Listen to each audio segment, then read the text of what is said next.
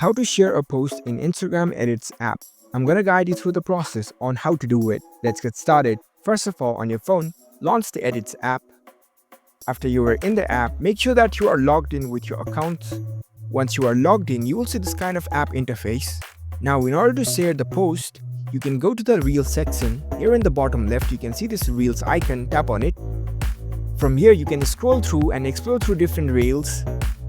If you like this reel and you want to share this post, all you need to do is you can tap on this three dots icon in the top right corner. Now select this view on Instagram option. It will take you to this Reels page in the Instagram. Since your Edits app is created using your Instagram account, they both are linked with each other. So it will prompt you to your Instagram app over here. Now you can share this post from here. You can tap on this share icon.